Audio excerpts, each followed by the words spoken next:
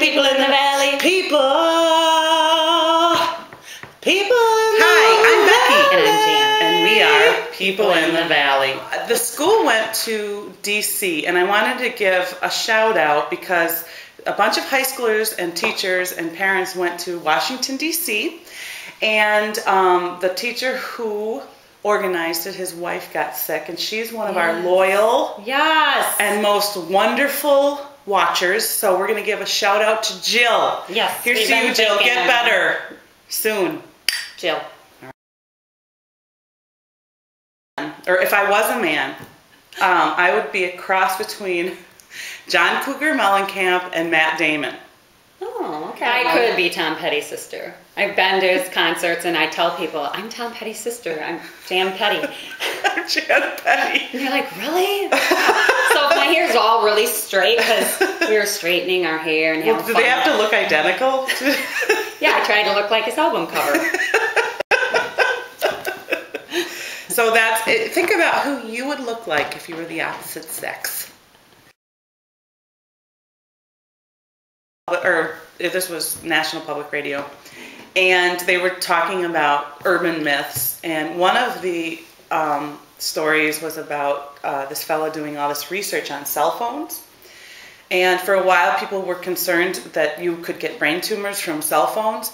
Oh yeah. And in fact, he was saying that every single study that's done on cell phones that tells you it's not dangerous was sponsored by the cell phone companies. Ah. The studies that are not done, that are independently done, show you that you have 4 times the risk of getting a brain tumor by using cell phones, because that cell phone is actually the same kind of radiation that is coming from your microwave. And a microwave, it's not obviously as powerful as a microwave, but the microwave is enclosed. You are not getting that radiation. I mean, didn't your parents always say don't stand in front of the microwave? Yeah. Well, the cell phones, they're saying even if kids start cell phone use before the age of 20, because everything isn't as fully developed, they have a great risk of... What about if they're just talking into a speaker?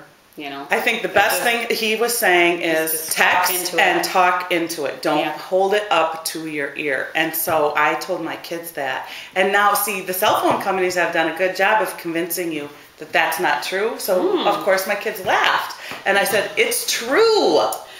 It is the truth. Do you know that 20% of cell phones are lost? I would guess that. They're easy to lose. In fact, we were leaving South Beach, heading for the airport, and look around the room, last minute check, nothing's in there. We take off, but my son was sitting on the bed, so as he got up, he had slippery pants on, comfy for the plane, but his cell phone fell out and was there on the bed. And here we all take off, get to the airport, and we're returning the vehicle that we rented, and he realizes my phone's gone. I think we can make it back to South Beach and get the cell phone, and because we had called, they said it was there.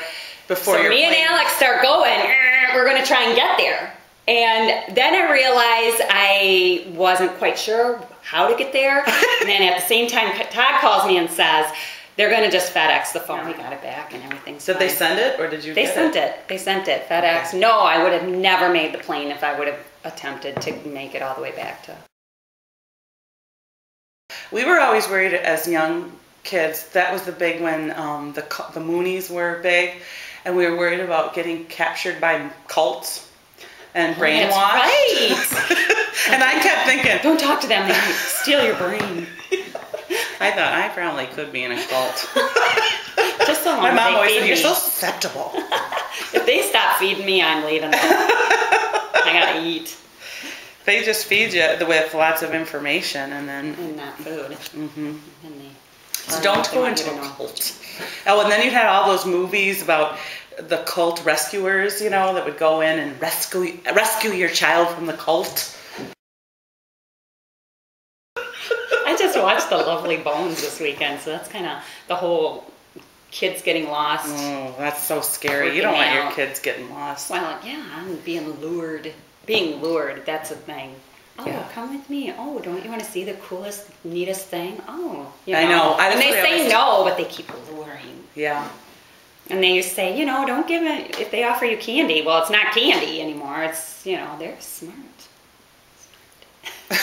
And usually I'm not freaky, and I'm like, oh, just talk to them, unless they're really, really weird, and you just talk to them. I don't like to say don't talk to strangers and stuff, because, that's how we learn. Well, I don't say don't talk to strangers, but I do say don't be alone.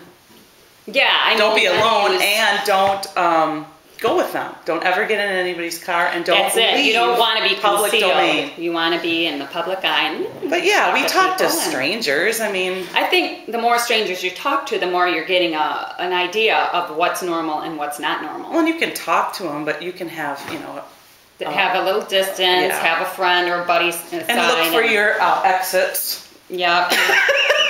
Don't ever let them. Where are my exits? No luring allowed. We are people in the valley.